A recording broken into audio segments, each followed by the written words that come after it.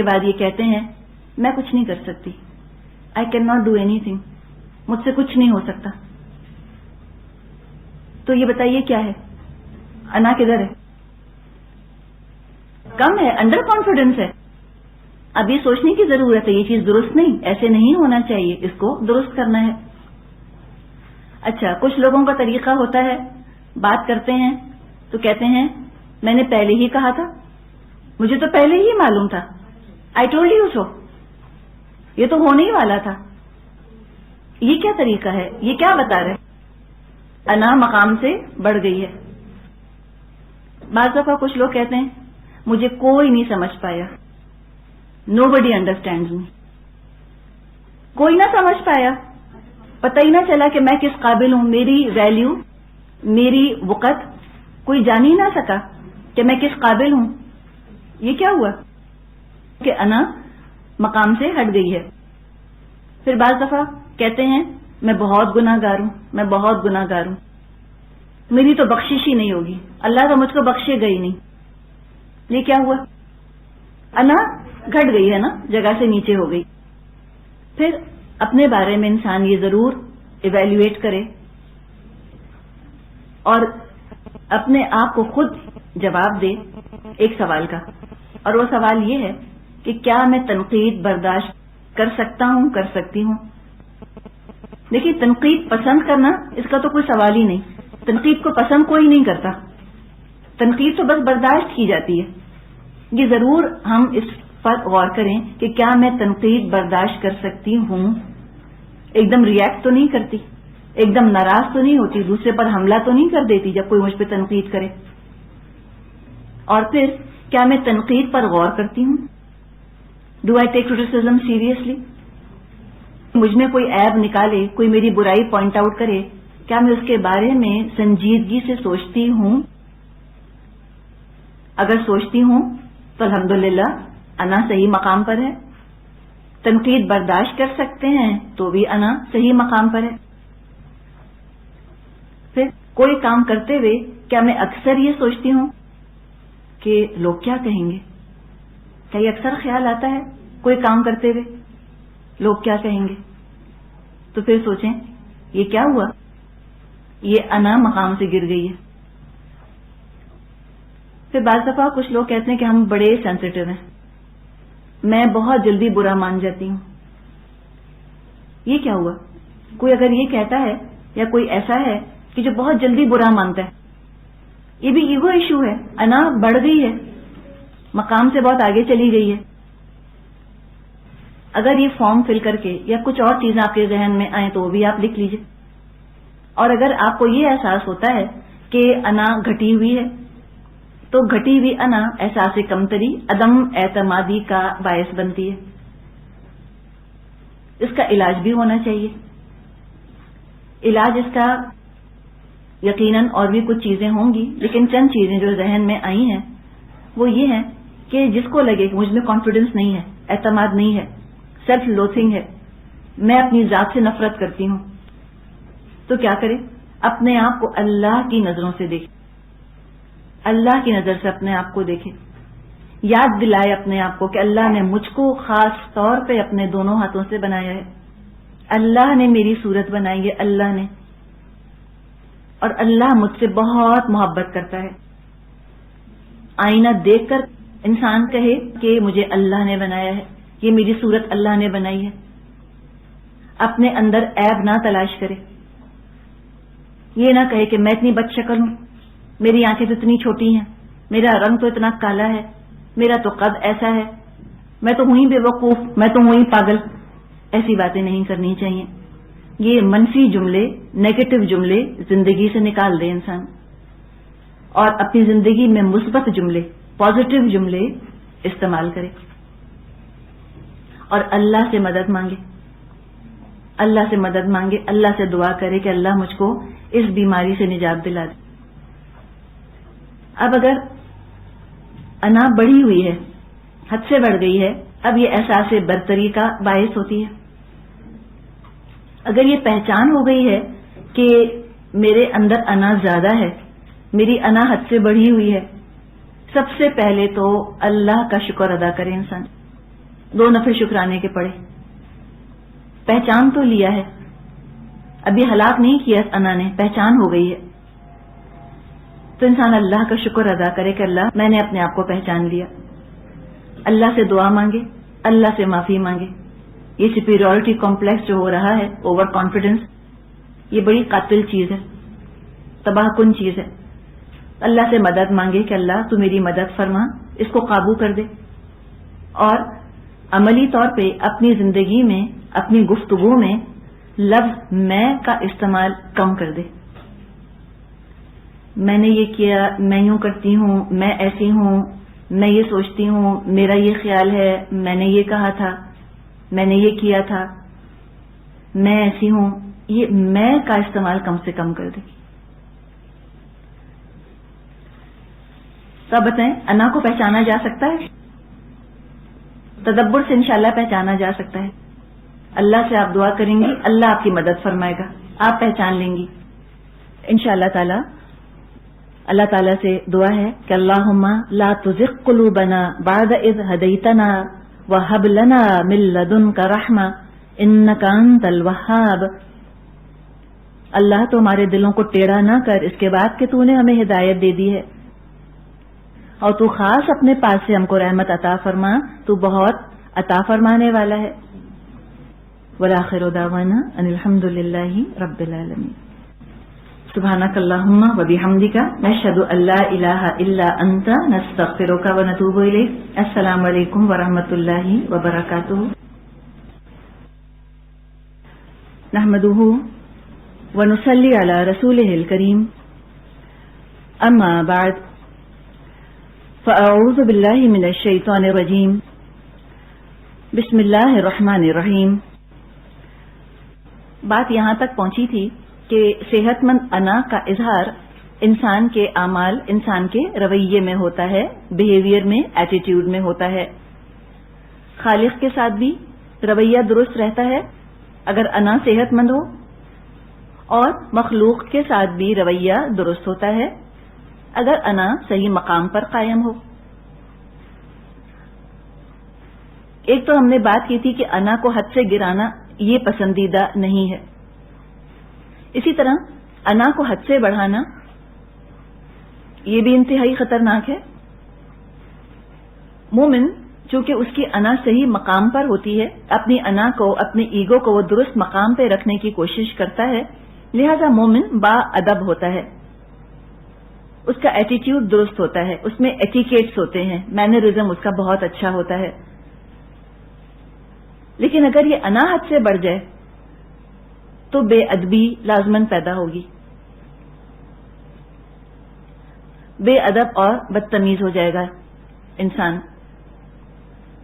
محاورہ مشہور ہے، با ادب با نصیب، بے ادب بے نصیب۔ اب تزکیے میں انا کے بعد جس چیز کی باری آ رہی ہے اور جس کے بارے میں ہم بات کریں گے وہ ہے ادب۔ ابھی ہم نے بات کی تھی با ادب با نصیب کی۔ انا صحیح مقام پر ہوگی، اس کا اظہار رویے میں ہوگا، ادب آئے گا انسان کے اندر۔ تزکیہ دراصل ہے ہی دل کو بدلنا، دل کو تبدیل کر دینا ہے، اور قلب جو کہ دل کے لیے لفظ استعمال ہوتا ہے عربی میں، قلب، قلب کا مطلب ہوتا ہے پلٹنا، پلٹنا۔ تو تزکیہ کرنا ہے تو اس کا آغاز یقیناً دل سے کرنا ہوگا، دل سے ابتدا کرنی ہوگی۔ ابتدا، بدا کا مطلب ہوتا ہے شروعات کرنا، ٹو بگن۔ بدا، با، دال، الف، اس لفظ کو اگر آپ الٹ دیں، اس کو پلٹ دیں تو کیا بنے گا؟ ادب، ادب بن جاتا ہے۔ تو ادب سے آغاز کرنا ہے، پہلے مینرز سیکھنے چاہیے، ایٹیکیٹس سیکھنے چاہیے انسان کو، مختلف لوگوں کے ساتھ، مختلف ہستیوں کے ساتھ مینرزم کیا ہونا چاہیے، ہمارا رویہ کیسا ہونا چاہیے۔ پہلے زمانے میں جو استاد ہوا کرتے تھے جو بچوں کو پڑھایا کرتے تھے ان کو مؤدب کہا جاتا تھا. مؤدب، ادب سکھانے والا. وہ بچوں کو پراپر مینرز، پراپر ایٹیکیٹ سکھایا کرتے تھے. علم دیتے تھے، علم کے ساتھ ساتھ ادب بھی، اور علم کے ساتھ ادب آنا چاہیے. علم بھی دیا کرتے تھے استاد، ادب بھی سکھایا کرتے تھے. سب سے پہلے جس کا ادب آنا چاہیے، اللہ کا ادب. اللہ کے ساتھ تعلق قائم کرنے کا کیا ادب ہے، کیا آداب ہیں، کیا ایٹیکیٹس ہیں، کیا کرٹسی ہونی چاہیے، کیا مینرزم ہونا چاہیے اپنے رب کے ساتھ ہمارا، اس پر تھوڑی سی بات کرتے ہیں. اللہ کا ادب، اس کا پہلا تقاضا کہ کسی کو اس کا شریک نہ ٹھہرایا جائے. لا تشرکوا باللہ شیئا، اللہ کے ساتھ کسی چیز کو شریک نہ کرو. اور اللہ کا ادب، اتقوا اللہ، اللہ کا تقوی اختیار کرو. گاڈ کانشیس رہو، خود کو اللہ کی نظر سے جانچو، اللہ کی نظر سے تولو، اللہ کو جج بناؤ اپنے اوپر. یہ اللہ کا ادب ہے. اللہ اکبر، اللہ سب سے بڑا ہونا چاہیے. جو اللہ کا مقام ہے، اللہ کے مقام پر اس کو رکھا جائے، تبھی ادب آئے گا. جب اللہ کے مقام کا احساس ہوگا، نمازوں کے اندر ضرور خشوع آئے گا، خضوع آئے گا. بہت ادب کے ساتھ اللہ کے سامنے کھڑا ہو جا نماز پر. سورۃ المومنون میں فرمایا ہے، فلاح پانے والے ہوں گے وہ لوگ الذین هم فی صلاتہم خاشعون، جو اپنی نمازوں میں خشیت کا مظاہرہ کرتے ہیں، جھکے رہتے ہیں رب کے سامنے.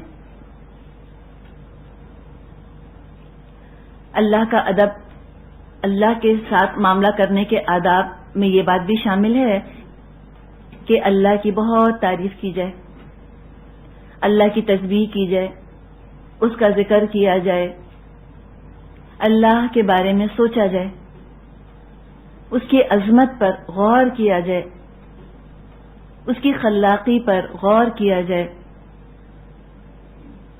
اور اللہ کو زندگی کا محور بنا لے، انسان پیوٹ بنا لے، اس کے نام سے جیے اور اس کے نام سے مرے.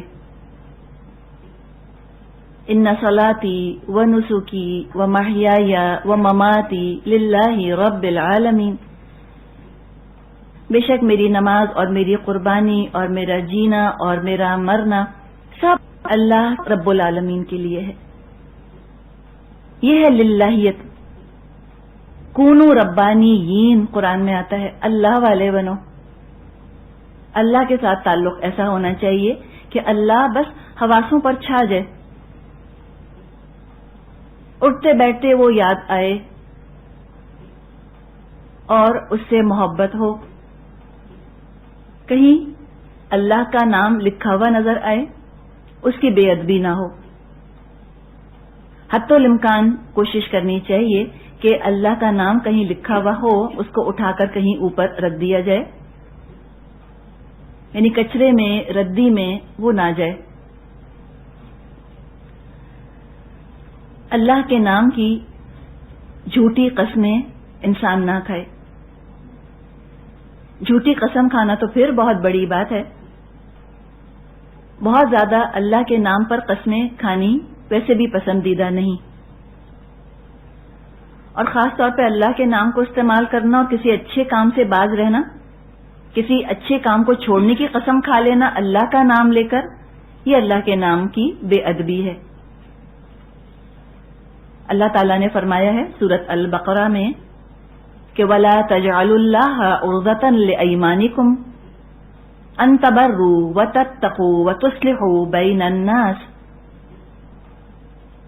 کہ تم اللہ کے نام کو نشانہ مت بناؤ اپنی قسموں کا کہ تم نیکی نہیں کرو گے، تم تقوی نہیں کرو گے، تم لوگوں کے معاملات کی اصلاح نہیں کرو گے.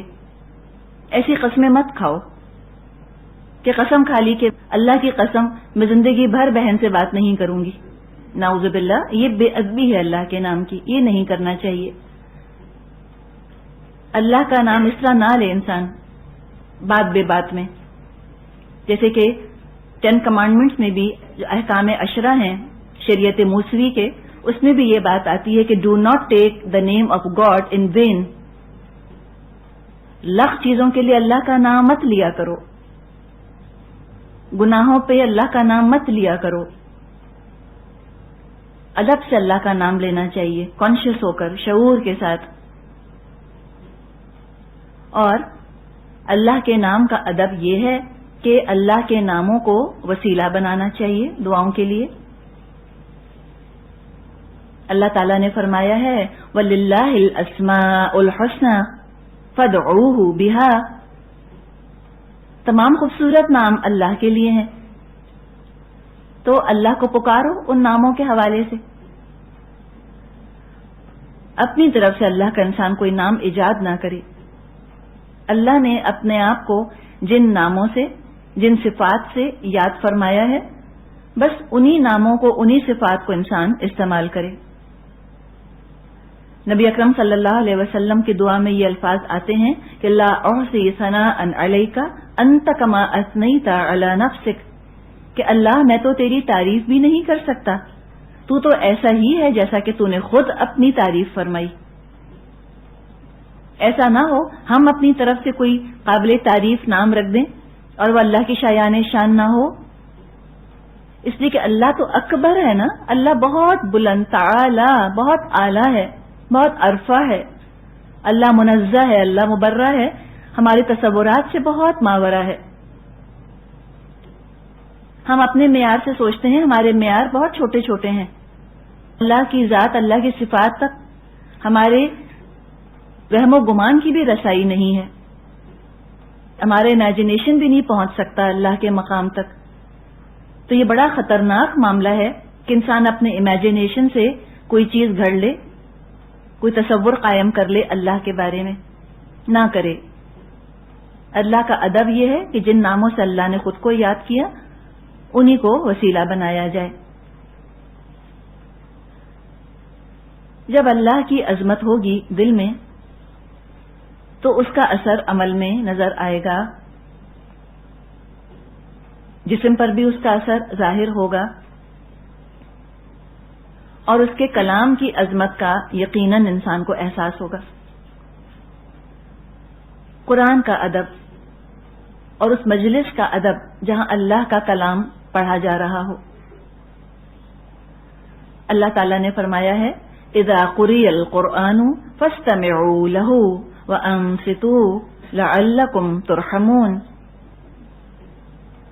جب قرآن پڑھا جا رہا ہو تو غور سے سنو اور تم خاموش ہو جاؤ، شاید کہ تم پہ رحم کیا جائے. یہ ہے قرآن سننے کا ادب. سننے سے مراد ہے کہ وہ خاص مجلس جہاں پہ آتا ہی ہے انسان قرآن سننے کے لیے. ورنہ کسی بیچ بازار میں اگر قرآن لگا ہوا ہے تو انسان بازار قرآن سننے تو نہ گیا. اب اگر وہاں کسی نے قرآن کی تلاوت لگا دی ہے تو وہ جس نے تلاوت لگائی ہے وہ ادب سے سنے. باقی لوگ تو اپنا کام دھندا کرنے کے لیے آئے ہیں، وہ تو اپنا کام کریں گے.